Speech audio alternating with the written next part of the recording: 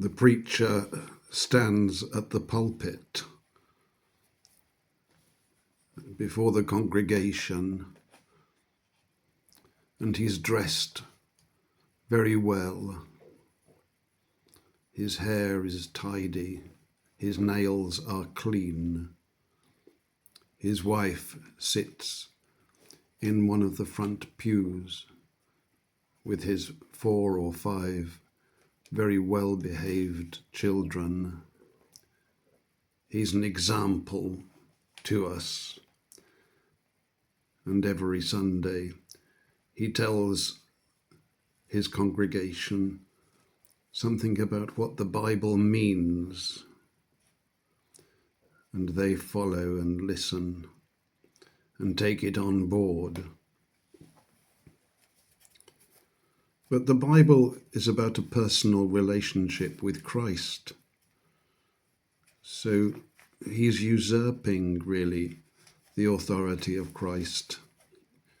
One has to be careful listening to preachers. They're learned men and they've read many books about the Bible, and they have something useful to say from time to time, but they also lead in deceptive paths, and it's not immediately evident. So it's not really entirely satisfactory to place your trust in a preacher. You have to interpret the Bible for yourself, rather than be told what it means, because no man actually knows that. So you have to roll up your sleeves and get involved somehow, and allow God to speak to you personally, because the messages that are revealed are for you. They're not for the entire congregation.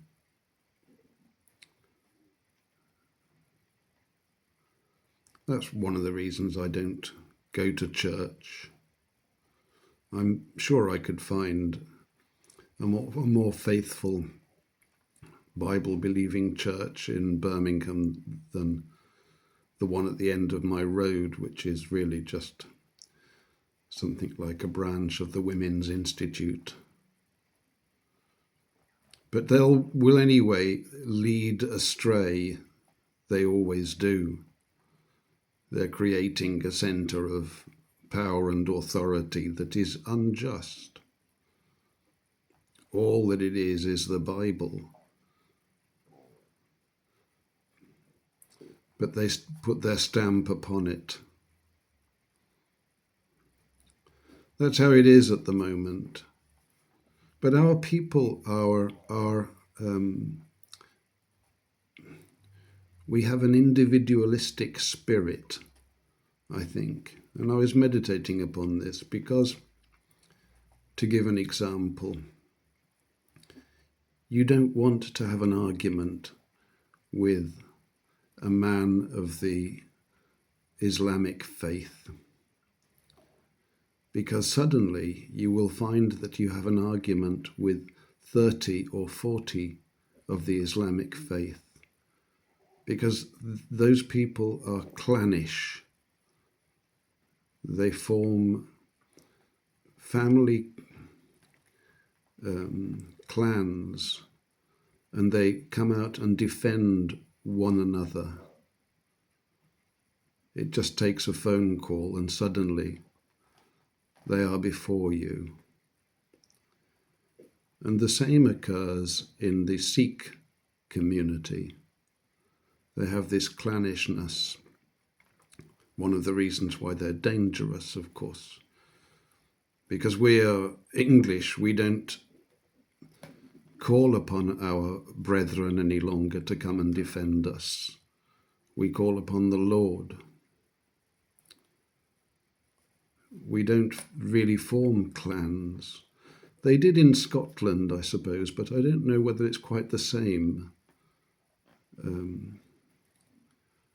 Every man walks in his own shadow, casts his own shadow among our people. We have a sense of solidarity, but we are just as likely to stand up and defend the heathen or an animal as we are to stand and defend our brother. I suppose that one of the reasons is because our society has broken down to such a great extent. But I do think it's something of our God-given moral nature to act in that way. And our understanding, albeit buried, of who we truly are and who we represent on the earth.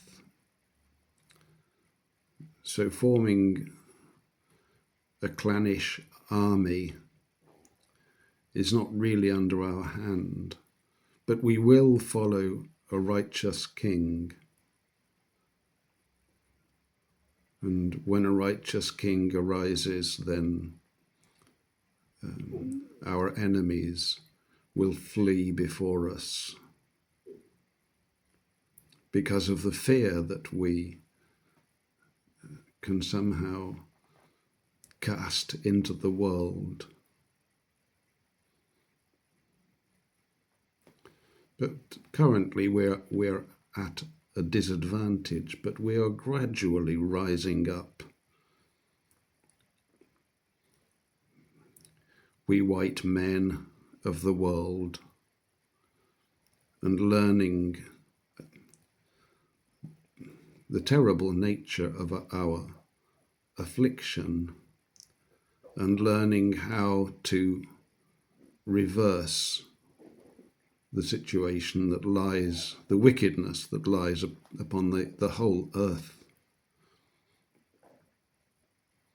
So it's a time of hope, but it's a very dark and bleak time in my country, and I think it's a dark and bleak time in all our nations across the earth. We are being directly challenged, not just by the heathen, but also by our own apparent brothers and sisters in places of power. And my American friend, who knows the Bible very well and has studied it from slightly different angles, he believes that our oppressors, our white-skinned oppressors, are Edomites, not Israelites. And I think this is probably true. They hate us, and they are very cunning, and they devise all sorts of snares about our feet. But they are not, they are our half-brother, or they are our brother actually, because of course Esau was or is Isaac's brother, the same mother. But Esau was a different nature. He had a different spirit or a different soul. And he was hated of God. And he became our enemy. He refused to let our people pass through his land.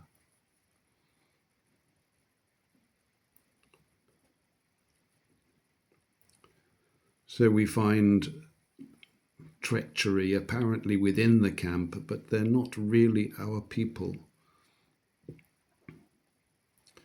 And the other thing that is a slightly different topic, but it's on my mind, who are these NCP characters?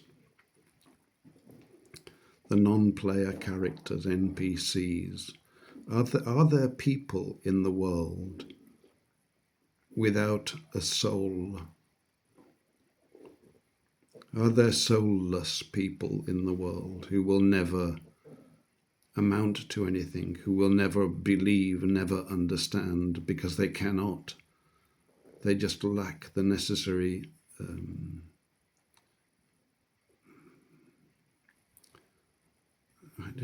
necessary ability to perceive a level of reality beyond the superficial.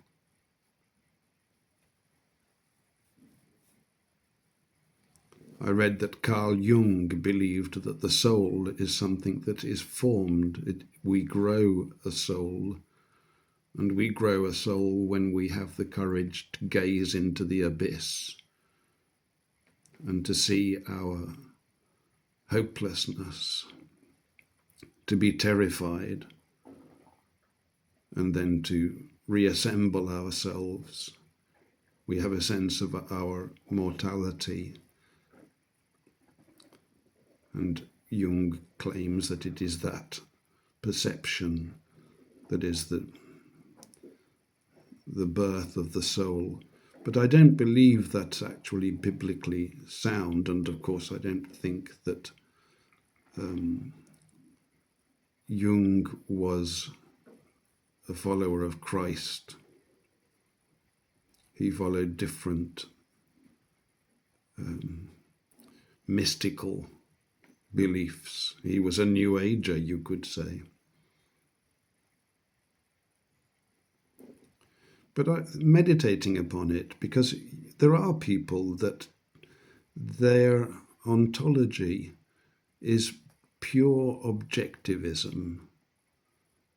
They don't allow for consciousness. They just believe that the world is an actual physical, real thing, and your opinions of it, your feelings about it are irrelevant. So they don't test it and explore it. And I think that this is a condition that's caused, I don't know, but it could be a condition that's caused by trauma in childhood. Because if a child is sufficiently terrified by the school and by his mother or his father, his peers or her peers, then there are two paths.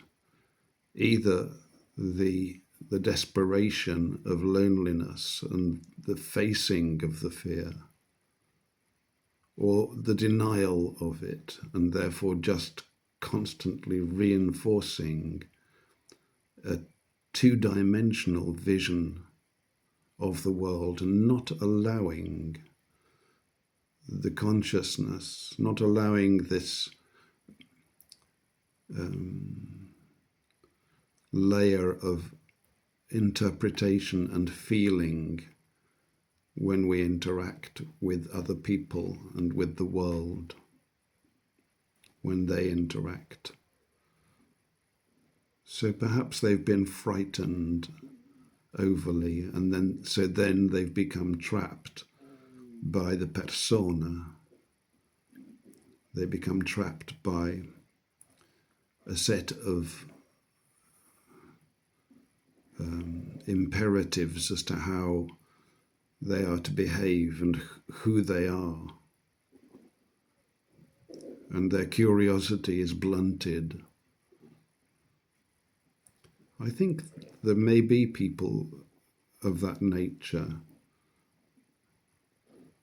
and I wonder whether they can't be healed. And the thing that they need above all is love and understanding and a measure of security. They need a man in their life upon whom they can rely and who will protect them. A father, the father that's been rejected, that we've been told, is no good. You see, when you reject the father, then you reject quite a lot.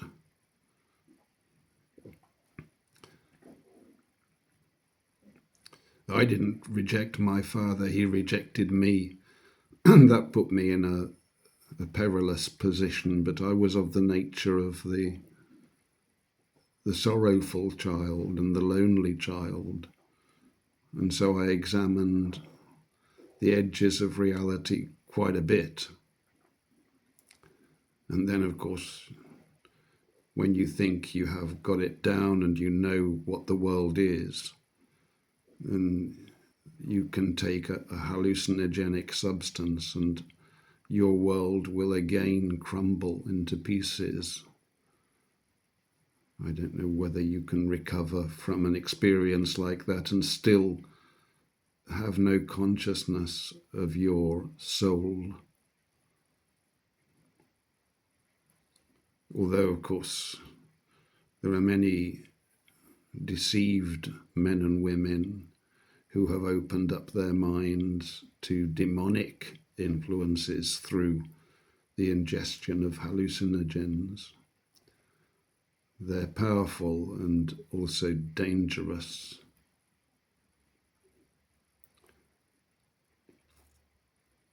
I don't know, it's a little bit insulting to think of people as non-player characters, as automatons almost. I don't think the Bible supports that, but I haven't done a thorough study on it, so maybe somebody else would like to chip in if that's an interesting line of inquiry. I think it's interesting because we need to understand the nature of our brothers and sisters, our children, our mothers and fathers. What is it? How do they form their interpretation of the world?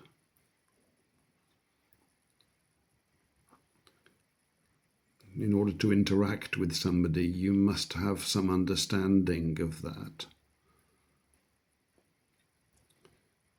You must be able to inquire and understand, the positions and the fears and I don't know. People define themselves in different ways. What are you? Are you an atheist? Are you an agnostic? Are you an objectivist? Are you a rationalist? People build those cages and then can't seem to escape them. I'm very much in favour of rationality, but it can't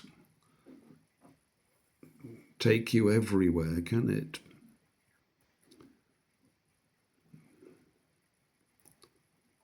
Because reason and evidence sometimes just don't seem to cut the mustard. There's more to it. God bless this evening.